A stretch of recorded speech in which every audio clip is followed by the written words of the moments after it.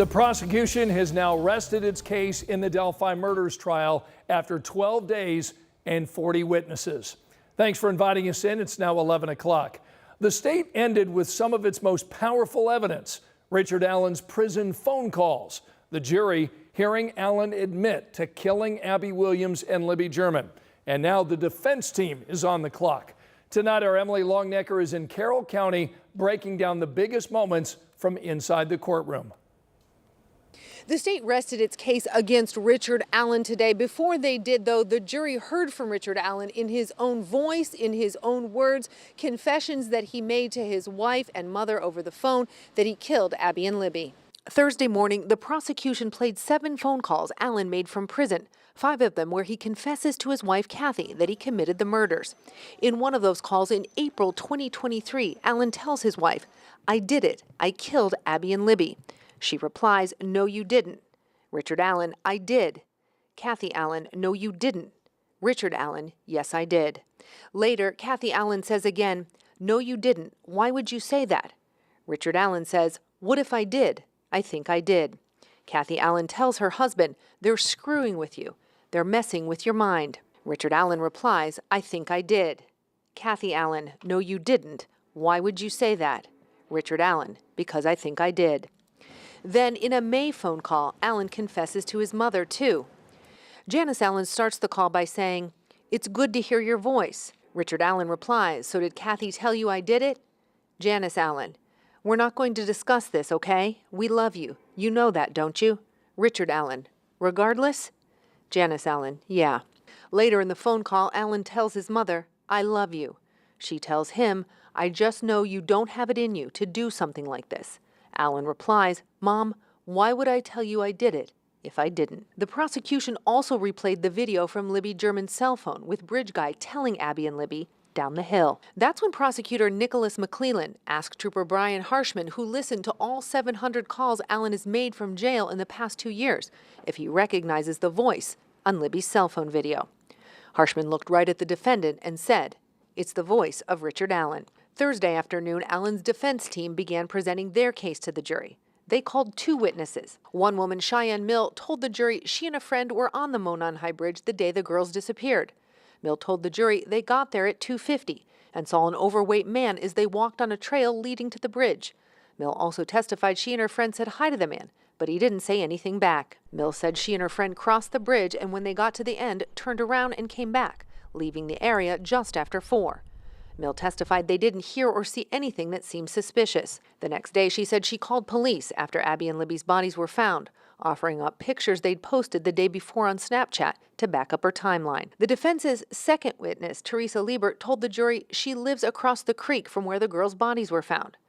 She testified the morning of February 13th, a man she didn't recognize was standing near a group of mailboxes near her house. Liebert told the jury it seemed strange because she wasn't used to seeing people that weren't neighbors in that secluded area. Liebert said by the time she took a second glance, the man was gone. She told the jury she reported it after the girls' bodies were found, but said she didn't get a good look at the man's face and has never seen him again. And tomorrow begins day 13 of this trial. The defense still waiting to hear from Judge Gall on whether they will be allowed to present those alternative theories and third-party suspects of people they believe are responsible for these murders. In Delphi, Emily Longnecker, 13 News. So tonight, our Chase Howell sat down with our 13 News legal analyst, Katie Jackson Lindsay. Chase is in studio tonight. So does she feel like the state wrapped up their case too early? No, not at all, actually. Jackson Lindsay says although the state lacked concrete evidence that pointed at Richard Allen as the person who murdered the girls, she says they were efficient and wrapped up their case well. Some of their key points, one of them being eyewitnesses. Jackson Lindsay says the state was trying to get the jury to focus on the people who claim they saw a person at the scene, along with a car that looked like Allen's. 2, an unspent bullet.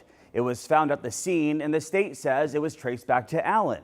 Well, Jackson Lindsay says the prosecution is using it to put Allen at the scene. And 3, Allen's alleged confessions. The jury hearing testimony in Allen's prison phone calls detailing supposed admissions from the suspect. This is a case where the scales tipped up and down constantly. You would hear one thing about the direct exam of these witnesses, but the defense was able to come back and refute most of the damaging evidence that the state would put out there through their direct exams of state's witnesses. But there at the end, it's really hard to refute the fact that your client has made alleged confessions. And so I think the state is really hanging their hat on those alleged confessions. Jackson Lindsay says we should expect to see the defense challenge all three of those key points, but she expects they'll pay more attention to the ballistics, the science around the bullet, and challenging Allen's mental state during those alleged confessions. Judge Gohl expects to have a verdict in this case by November 15th. Chase, thanks so much. And be sure that you're watching our Delphi Debrief show. It's on WTHR Plus. This is our in-depth look at this trial. Bob Siegel, Emily Longnecker, and our legal experts break down the major developments from the courtroom every weeknight at 10. You can stream this show on demand. In fact, right now, you can get WTHR Plus on Apple TV, Amazon Fire Stick, and Roku. New tonight at 11, one person is dead after a shooting on the far east side of Indianapolis. Police right now are searching for the person who pulled that trigger.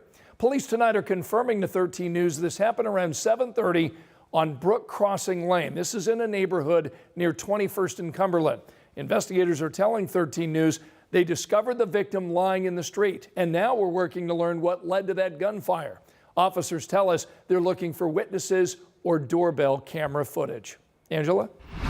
Scott, a cold front moving through central Indiana and temperatures are dropping in the upper 40s in Lafayette and Kokomo. We're down to 51 in Indianapolis. You'll need to dig the jacket out for tomorrow morning. Early morning temperatures under clear skies in the upper 30s and low 40s. And it is going to be a sunny day, but it's also going to be a cooler day. High temperatures with sunshine tomorrow afternoon in the upper 50s. Angela, thanks so much. We are now less than 24 hours away from Taylor Swift and her fans taking over the city of Indianapolis. These 3 sold-out shows at Lucas Oil Stadium are the final U.S. performances of the Eras Tour. A flood of people are expected in our city, and the road closures start in just a few hours. Our Logan Gay has what you need to know if you're making your way downtown. Logan? Well, Scott, with more than 200,000 people expected to be here downtown this weekend, IMPD is asking people to prepare themselves, be patient, and shake off any frustrations. This will be Taylor Swift's 9th time performing in Indianapolis, but this time she's shutting parts of the city down. 60,000 people are expected to pack Lucas Oil Stadium each night. 81% of tickets were sold to people living out of the state, flying in early Thursday. Just really excited. I've just been waiting for this moment for over a year. And another 40,000 people who don't have tickets are expected to be downtown enjoying the festivities. When it comes to safety and traffic, IMPD wants to let everyone know they've got it covered. With the planning process we have and the officers and leadership we have available, I think we've got a pretty good plan to make sure this goes off. We're an event city. This is huge. There's no mistake about it. They plan to be fully staffed over these 3 days. We are going to have plenty of officers around. There are officers that you will see and officers that you won't see. Although downtown Indianapolis is accustomed to hosting large-scale events, IMPD says this event is different. This is unique because it is in a small area in our downtown. IMPD says safety is a shared responsibility. We're going to ask people to really be patient, think outside the box. Traffic is going to be congested, just not with vehicles, but also people. That's why officers are urging people to plan out their commute ahead of time. I-70 eastbound and westbound ramps to Meridian Street, Illinois, and West Streets will be shut down at 11 p.m.